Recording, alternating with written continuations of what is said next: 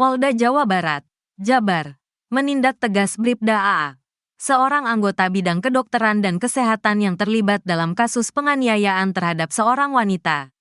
Kasus ini menjadi viral setelah diunggah di media sosial oleh korban, berinisial PLP.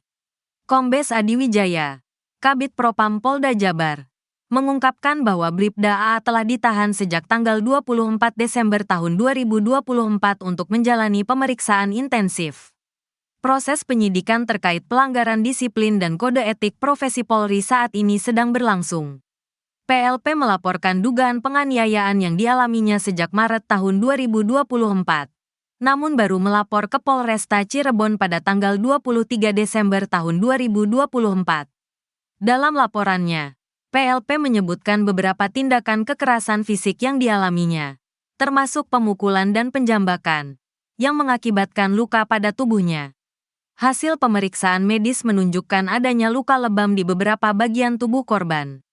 Kombes Adi Wijaya menegaskan bahwa Polda Jabar tidak mentolerir tindakan kekerasan, terutama yang melibatkan anggota Polri. Setiap pelanggaran akan diproses sesuai aturan hukum dan kode etik yang berlaku, ujarnya.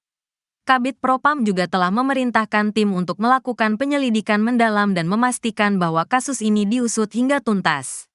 Selain penahanan, Bribda AA juga menjalani pemeriksaan kesehatan yang menunjukkan bahwa ia dalam kondisi stabil secara fisik dan mental. Harapan korban dan keluarga saat ini, Bribda AA telah ditahan oleh Bidang Propam Polda Jabar. Korban dan keluarganya berharap agar pelaku diproses hukum sesuai dengan perbuatannya. Kombes Adi Wijaya memastikan transparansi dalam penanganan kasus ini. Beberapa langkah yang akan dilakukan termasuk klarifikasi terhadap korban dan saksi-saksi, pengumpulan bukti tambahan, serta pelaksanaan sidang etik dan disiplin untuk memutuskan sanksi yang sesuai.